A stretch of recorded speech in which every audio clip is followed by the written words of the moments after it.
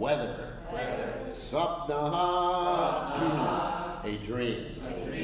Etat, all this. Uta, or otherwise. Devamaya, an illusory manifestation of the external energy. Kimba, or else. Madiyaha, my personal. Mata, indeed. Mudimoha, illusion of intelligence. Ato, otherwise. Amusha, of such. Eva, indeed. Mama Arvakasha, of my child. Yaha, which? Kasyana, some. Otpatikaha, natural. Atma Yogaha, personal mystic power. So translation, Mother Yashoda began to argue within herself. Is this a dream? Or is it an illusory creation by the external energy? Has this been manifested by my own intelligence? Or is it some mystic power of my child? So you can repeat. Mother Yashoda began to argue within herself. Is this a dream? Or is it an illusion? Or is it an illusory creation? By the external energy? Has this been manifested? By my own intelligence? Or is it some mystic power? Of my child? So purport by His Divine Grace A.C. Bhaktivedanta Swami Srila Prabhupada Ki Jai. When Mother Yashoda saw this wonderful manifestation within the mouth of her child, she began to argue within herself about whether it was a dream. Then she considered, I am not dreaming because my eyes are open. I am actually seeing what is happening. I'm not sleeping, nor am I dreaming. Then maybe this is an illusion created by Deva Maya. But that is also not possible. What business would the demigods have showing such things to me? I am an insignificant woman with no connection with the demigods. Why should they take the trouble to put me into Deva Maya? That also is not possible. Then Mother Yashoda considered whether the vision might be due to bewilderment. I am fit in health. I am not diseased. Why should there be any bewilderment? It is not possible. My brain is deranged. Since I am ordinarily quite fit to think, then this vision must be due to some mystic power of my son, as predicted by Garga Muni. Thus she finally concluded that the vision was due to her son's activities and nothing else.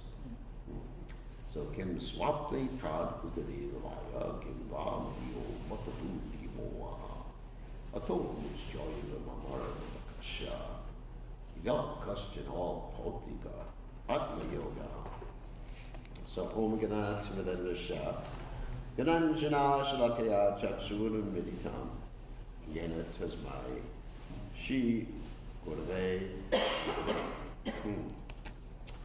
So remember that Mother Yashoda is a pure devotee, and therefore she's not subject to the frailties that the rest of us are subjected to. Sorry if I'm committing an offense against an impure devotee in this room, but anyway.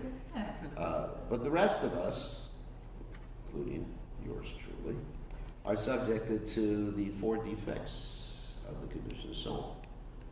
And the defects are as follows. That we have imperfect senses. In other words, I mean, they're really imperfect. I mean, without the glasses, I can't read. Of course, fortunately, because I had cataract surgery, I can better to see with.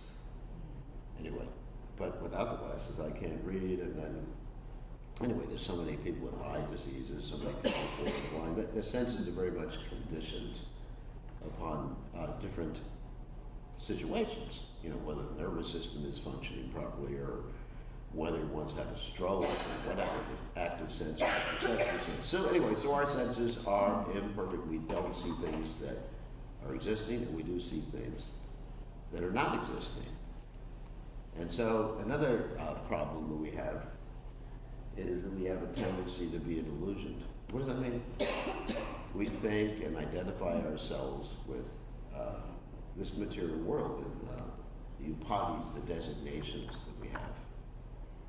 Designations like, you know, I'm American, or I'm male or female. I mean, even you see this sometimes in the higher echelons of Islam, where people are arguing, you know, male, woman type of things, men, women type of things. You know, women can't be viewed because of the body. You know, actually, I was in class this morning. Prabhupada says there is no impediment in devotional service. Apretiyata yatma suprasidate. Anybody can become a devotee. Prabhupada was talking about he said, you boys and girls, you know, come from an interesting background. Well, that's just, anyway, so you can become Krishna conscious in this lifetime. I said, probably all you have to do is follow the rules and regulations and, you know, follow the order of the spiritual path, and it's going to happen. Don't worry about it. So, anyway, tendency to be illusion, and another thing was we make mistakes. And as one devotee one time told me, he said the only mistake he ever made is he thought he made a mistake. Because hopefully he was joking. I'm not sure. So, you know, all make mistakes. And then, of course, the last one is the cheating propensity. So basically, because of these defects, we actually see things or think things or come to conclusions or even have faith in things that are not real. And we don't have faith in things that are real. Of course, Krishna in the Gita says that if one desires to have some faith in some particular entity, Krishna actually makes your faith strong. Just like you see, I mean, with, you know, different politicians or different religious leaders who are obviously not up to snuff. Sorry about that expression. The people are just like, you know, just like, he's there, a cynosure, the cynosure for all their eyes, and, you know, just like, wow, why do they trust these people? Because Krishna's actually in the heart, because their desire, he's reciprocating with their particular desire. So we have to be very careful about accepting things or thinking things that may not be real. You know, so even in Krishna consciousness, there's one interesting story where one devotee went to Prabhupada. He was actually hearing things or seeing things. I forget the exact story. He went to Prabhupada and said, Prabhupada, I'm seeing this or hearing this. Prabhupada, you know, he was thinking, you know, Prabhupada was going to affirm that yes, you're having a spiritual experience. And Prabhupada said, no, just keep on chanting, it'll go away. You know, so, and just like, you know, I have my own illusory experience, several, is one of many. In Krishna consciousness, one time I was at Govardhan and I was hearing a flute. And I thought, oh, Krishna's flute, you know, wow. Now I've really achieved perfection. And then I discovered it was just some Bollywood song that was playing on the loudspeakers of where I live. You know, it's just like, oh my God, what's happening? So, and then of course we have these dreams that are so real, and we take them very seriously. I mean, sometimes the spiritual master does appear in the dreams, like he appeared to Srila Prabhupada, Bhaktisiddhanta Saraswati Thakur appeared to Srila Prabhupada and said to Prabhupada, you know, come with me, take sannyasa. Prabhupada said he was horrified. And that was Bhaktisiddhanta Saraswati Thakur. And there's this interesting story about Shaimananda. When Shaimananda got his name Shamananda. He was Dukhi Krishnadas before. He got his name directly from Radharani. That's pretty good. Who gave you your name, Radharani? Anyway, so, and, but he didn't really want to tell that story. So he and Srila Jiva Goswami came out with this whole story that Shimananda's spiritual master, Hridaya Chaitanya, had given Shimananda his name in a dream. And so when Shimananda's spiritual master, Hridaya Chaitanya, heard about this, he said, there was no such dream, it's just an illusion. And he was right, there was no such dream. But it wasn't that Shimananda was thinking that there was such a dream, it's just that, you know, he didn't want to just tell everybody that he had gotten his name from Srimati Radharani. So anyway, so the spiritual master confirmed that, you know, don't believe in dreams all the time. And then he proceeded at a particular point to beat up his disciple for believing in a dream. Anyway, and then he had another dream. The spiritual master had a dream, and in that dream, Lord Chaitanya appeared to him, all bloodied or something like that. He says, "Why have you beaten up your disciple?" Then he understood he had made a mistake. So, in other words, we shouldn't really trust dreams or trust things we see or don't see, because we have all these frailties in the conditioned soul. So what Yashodamai is going through here, we should also think like that about ourselves when we're experiencing something. I mean, sometimes we experience great ecstasy and think, oh, really, I'm now advanced in devotional service, or, you know, I have no more material desires until I step out of the temple room. So we should actually think like this. Is this a dream? Like sometimes people think, boy, Krishna's smiling at me. Krishna may be smiling at you. Or Krishna may be really displeased with you. You may be just projecting your own conceptions upon the deity in this particular case. So anyway, so we should develop a healthy distrust for even the things we see. Not that we have, cognitive dissonance, that we actually are so distrustful, thinking that actually, what is it called, solipsism, that actually you all may be illusions in my mind. You know, I mean, obviously, there's a certain basic thing that we have to trust. Of course, we see that many people are mentally ill, and they're perceiving things, they're seeing things, and talking to people that don't exist. It was like there was that one movie, Beautiful Mind. You saw that movie? And it was about someone who really was, you know, seeing people who didn't exist. And so what he had to function on, this is Krishna consciousness, don't worry, not too much of Maya right now. He had to function on the intelligence platform, knowing that he had imperfect senses, knowing that he had a propensity to be illusioned, and knowing that that was illusion for him. I mean, it's a material example, of course, that was illusion, those people he was seeing. So in the movie, he actually walks by the people and just basically ignores them, isn't it? At the end. You know, they're there, but he ignores them. So it's like our attraction to this illusory energy. You know, seeing some beautiful thing. Like, you know, I also was listening to a class this morning, probably was talking about the attraction between men and women. Probably said that's the greatest snare, Maya. Oh my God. And so, obviously, and Prabhupada was talking about, you know, how a young man is attracted. And even Prabhupada was talking about, even if you try to fight it, that sometimes, even when you're young in the dreams, you're dreaming about different things. You know, it happens in the dreams. I'm not going to ask who has those dreams. Some romantic dreams. So, but we just have to understand, that's illusion. that attraction. The person is in delusion. You know, it's not that like some young brahmachari would go by and say, "You're illusory. You're Maya Devi." No, not Maya Devis. But the Maya is our own illusion, but identify what the illusion is. So how do you do that? The question is, how do you do that having imperfect senses a tendency to cheat? Tendency to, you know, be an illusion like that. I mean, how do you do that? You know, how do you say goodbye to those illusions?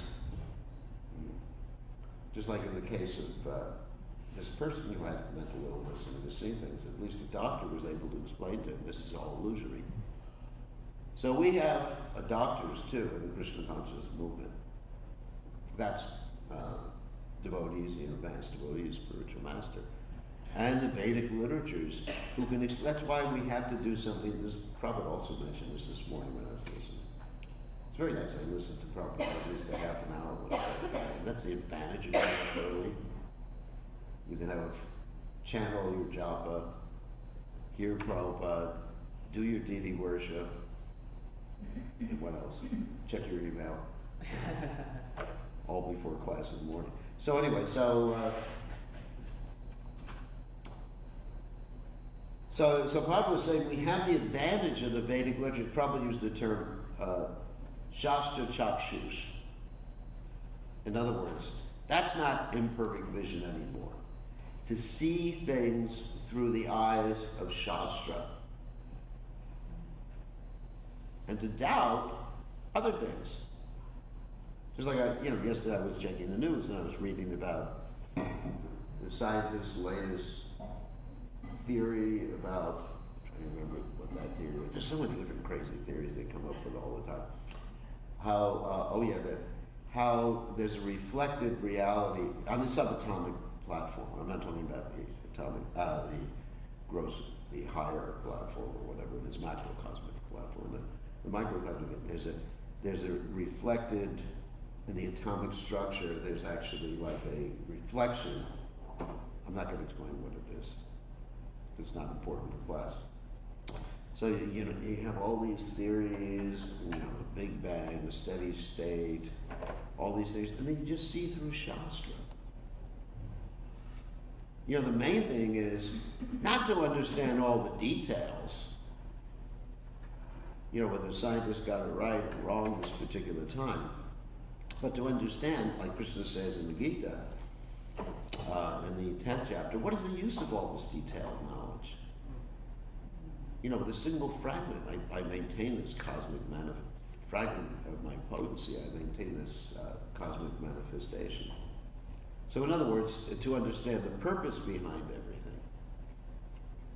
And the scientists, I remember, reading about the scientists say that we've just come up with this new theory, and that's all right because let's say we had this other theory before, and as we discover more, we'll come up with other theories that are contradictory, the standard model or whatever. And so the whole idea is to see things through Shastra. Not that we have to understand all this detailed knowledge, whether it's right or wrong. So anyway, and as far as our own, let's say, feelings, perceptions, realizations, to always verify them with higher authority, the more advanced devotees. Not just like have some realization, I just realized, that Krishna also plays a guitar. Or, one devotee, oh my God. So one devotee thought, well, sometimes we should dress the deities in blue jeans because... And one temple they did, actually. And they gave Krishna a mobile phone and everything like that. Like the Bihari temple. Just do things according to Shastra and see Shastra Chakshus. So anyway, so Mother Yashoda is not a conditioned soul. And so she is not an illusion. Of course, it's Yoga Maya, not Mahamaya. not Deva Maya as described here. But still, she's exhibiting some humility. So we should learn from her expressions here and, have some humility as far as our own realizations. She's doubting here. Is it Deva Maya? Why should they do this? Is this a dream? Is it my mental problem? Am I having mental problems? No, I don't usually have mental problems. I'm not diseased. It's not possible that my brain is deranged. Therefore, it must be coming from him, my son. But she hasn't come to the conclusion that he's God. She just thinks, he has the mystic power. That's all. And anyway, she's going through these various things. So any questions or comments? We'll keep it short. Yes?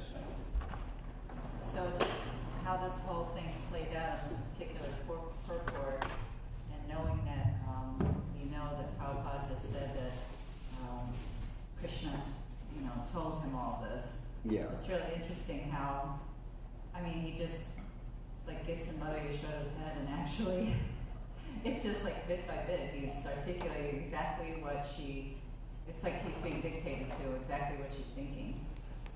Yes, but actually Prabhupada is like that, but also this is there in the commentaries by Sanatana Goswami, Jiva Goswami, and Vishwanath Chakravarti. They all say the same thing in their commentaries, that Mother Yashoda going through these various stages of belief or disbelief or questioning herself. So another point I wanted to make about this is that when we're preaching to people, then it's necessary, Prabhupada says it's necessary to bring them to the point that they don't understand anything. Prabhupada said, I don't have the exact quote, but Prabhupada was saying that we should approach someone and say, oh, you're so intelligent. You understand everything. No, not that you understand, you're so intelligent, but basically, you don't know anything. First you praise someone, then you bring them to the point they don't know anything. Because if someone thinks they know something, like Prabhupada said, it's difficult to teach someone to play the piano if they actually try to teach themselves. First they have to unlearn what they already learned. So, Krishna consciousness for those who are actually humble. One has to come to the point of humility. And here you see Yashoda Maya is actually being very humble about the whole thing. She's not thinking, I know what's going on. Yeah. And that's the problem with too much education. Actually, Bhaktivinoda Thakur talks about that. Too much knowledge makes one as foolish as an ass. So it's true. And you see, even devotees in the past have actually succumbed to this illusion when they study Sanskrit. It's they start to think after a while that they know more than Prabhupada. Because Prabhupada's purports and translations are generally purported translations, or Prabhupada's, emotional ecstasies. They're not always just the literal translations. And so it's a great danger. We've seen so many Sanskrit and Bengali devotees succumb. There was one of my ex-godbrothers who became the enemy of Prabhupada. Prabhupada said he became an expert in Sanskrit. Prabhupada said he's become a snake. And to this day he goes on the internet trying to criticize Prabhupada. You see this all the time, so one has to be very careful. And of course, like I said, Bhaktivinoda Thakur said, too much education you make one as foolish as an ass. That's his quote from Bhaktivinoda Thakur. Of course, we're interested in education, but one has to be very careful and humble at the same time. Not thinking, I'm more educated than... just like, for example, I'm always thinking of my godbrother, Jayananda, who was educated materially, but really he didn't quote any Sanskrit verses. Probably didn't even know. And then there's the whole story that Prabhupada tried to teach him how to chant the Gayatri mantra. And after, 3 or 4 or 5 attempts, Prabhupada said it's useless. You know, Prabhupada says it's useless. So therefore, when he was chanting the Gayatri mantra with Tamal Krishna Maharaj, he finished real early, and Tamal Krishna Maharaj said, "Why'd you finish early?" And Prabhupada and Jayananda said, Prabhupada, told the whole story. He said, "I was simply thinking of Prabhupada, meditating on Prabhupada." And Prabhupada indicated that Jayananda went back to Godhead. And Jayananda's classes were extremely simple. He was always talking about what you have to have faith in the holy name. You have to be absorbed in the holy name. It was all about the holy name, about Lord Jagannath sometimes, but basically about the holy name. It was very simple, no Sanskrit verses at all. Very, very simple devotee. But because he had full faith in Prabhupada, Yashas Bhakti Bhagavata Kinchana,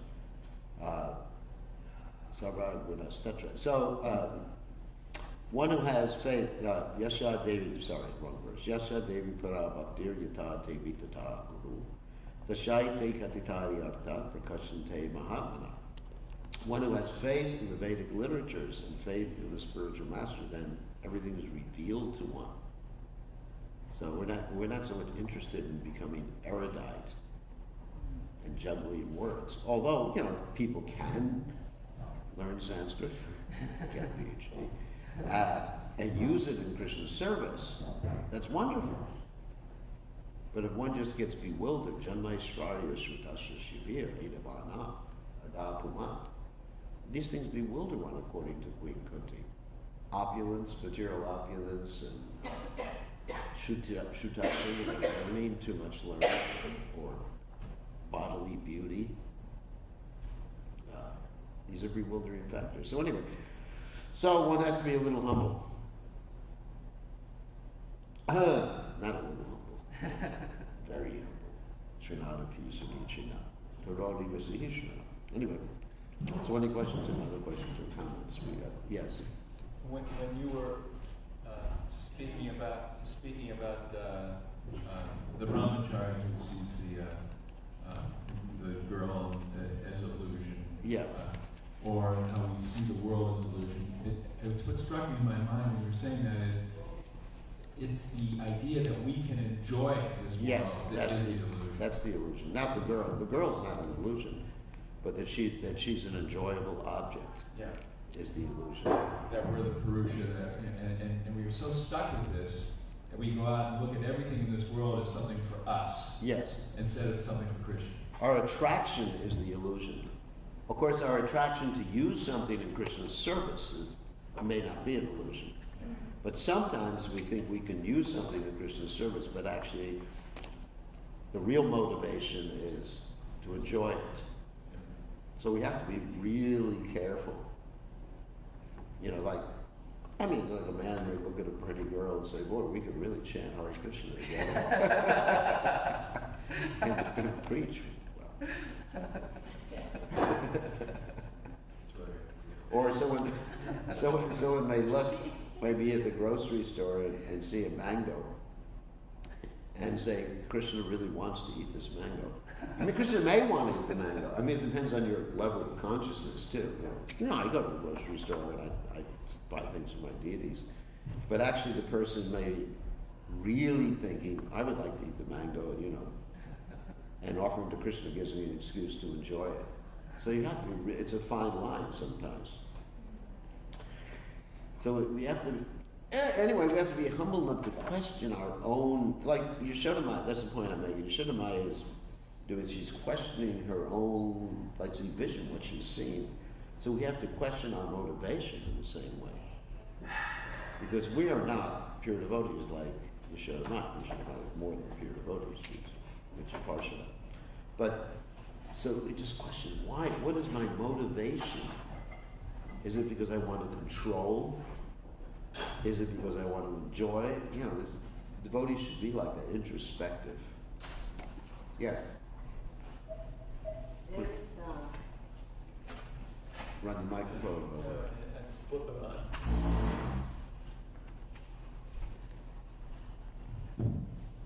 I believe this is from Roman Spanish philosopher. Yeah. Seneca. Seneca, yeah. Who said, "I only know that I don't know anything." That's good. In regards to acquiring kind of material knowledge, the more one acquires, the one more can realize if he's humble, and he doesn't know anything. Good. Yeah, I realized that as far as my scientific knowledge, because that was my specialty. The more I get knowledge, the more I realize I don't know anything, the more I realize they don't know anything. Like that. There's one thing we do know. I mean, everything in the Shastra, and also, was it cogito ergo sum? I exist. I exist, and we know Krishna exists, because this is perfect knowledge being transmitted by people who do not have the defects of the conditioned souls. So this is what we know for sure. But we can never know Krishna 100%. But what we know from Shastra is true. So, I think we have to end. I don't know that you're all sitting there. I do know. Yeah, you have to trust your senses to a certain extent. Right, when Descartes said that, it was after a whole argument which he brought into question the existence of everything. So Yeah. finally, at the very end of the whole argument, he just said, God wouldn't just fool me because God is good. Therefore, I think, therefore I exist. I think, cogito ergo sum. And then he can base his whole philosophy on that one axiom. Because you have to have some axioms. So God wouldn't cheat.